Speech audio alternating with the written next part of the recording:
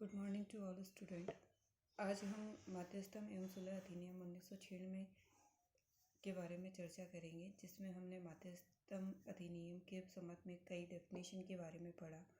मध्यस्थम एवं सुलह अधिनियम है, उसके आज एक नए चैप्टर के बारे में हम चर्चा करते हैं, जिसको मध्यस्थम अधिकरण की संरचना के नाम से जाना जाता है। कि मध्यस्थम अधिकरण है, उसकी संरचना यानी उसका गठन किस प्रकार होगा, मध्यस्थों की नियुक्ति है वो किस प्रकार होगी और मध्यस्थों को किस प्रकार से हटाया जा सकता है। इन सभी प्रावधानों के बारे में हम धारा 10 से लेकर धारा 15 तक इन विषयों के बारे में चर्चा करेंगे। तो मध्यस्थम अधिनियम है, मैंने आपको पहले भी बताया कि मध्यस्थम की संख्या है वो सम में नहीं होगी, लेकिन पक्षकार हमने देखा कि पक्षकार है वो मध्यस्थम अधिनियम में स्वतंत्र होते हैं कि वो किस मध्यस्थ को नियुक्त करना चाहते हैं, कितनी संख्या में मध्यस्थों को नियुक्त किया जाएगा। इस प्रकार की अनेक सारी बातों के बारे में पक्षकार स्वयं करार कर सकते हैं। तो धारा 10 है वो ये कहती है कि मध्यस्थों की संख्या है वो किस प्रकार होगी और कितनी होगी। यदि मध्यस्थम पक्षकारों के द्वारा मध्यस्थों की संख्या तय नहीं की गई है तो उसका निर्धारण है वो किस प्रकार से किया जाएगा। तो धारा 10 है वो ये कहती है कि मध्यस्थम अधिकरण की संख्या मध्यस्थों की संख्या है, उसका क्लोज 1 ये कहता है कि मध्यस्थों की संख्या निर्धारित करने के लिए पक्षकार है वो स्वतंत्र होते हैं, लेकिन ऐसे पक्षकारों को स्वतंत्रता होने के बावजूद वो कभी भी सम संख्या में निर्धारण नहीं होगा, यानी मध्यस्थों की नियुक्ति है वो सम संख्या में नहीं होगी। उपधारा 2 है वो ये कहती है कि यदि उपधारा 1 में जो निर्धारित की गई है, जो संख्या निर्धारित की गई है, वैसा करार यदि पक्षकार नहीं कर पाते हैं तो मध्यस्थम अधिकरण एकमात्र मध्यस्थ के द्वारा ही गठित होगा। यानी जहाँ की पक्षकारों ने आपस में करार कर लिया है कि मध्यस्थ है वो कितने होंगे, किस प्रकार उनकी नियुक्ति होगी, क्या क्या उनकी योग्यताएं होंगी, इस प्रकार का निर्धारण यदि पक्षकार स्वयं कर लेते हैं तो ठीक है, अदरवाइज एकल मध्यस्थ के द्वारा ही उनका विवाद है वो सुना जाएगा। लेकिन हमारे सब दिमाग में एक प्रश्न ये आता है कि यदि पक्षकारों ने स्वयं ने ही ये करार कर लिया हो कि हमारे विवादों का निस्तारण है वो सम संख्या के मध्यस्थों के द्वारा किया जाएगा, तो क्या ऐसे मध्यस्थ का गठन है वो अवैध होगा या शून्य होगा। इसका निर्धारण एक केस में किया गया। केस का नाम था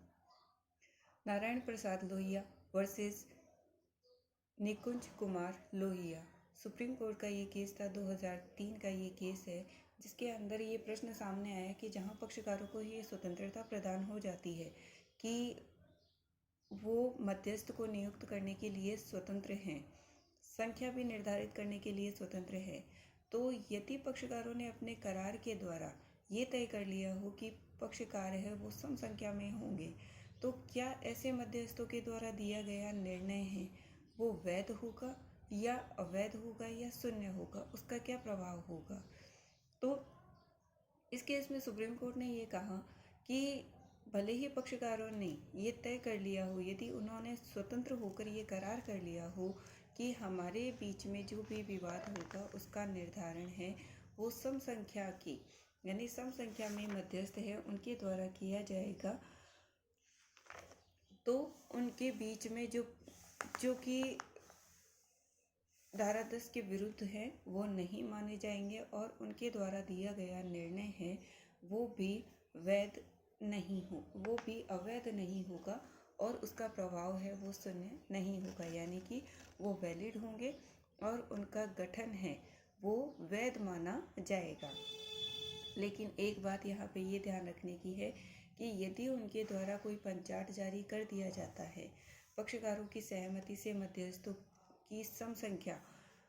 निर्धारित कर दी जाती है, तो ऐसे मध्यस्थम अधिकरण का गठन मध्यस्थम कार्यवाही तथा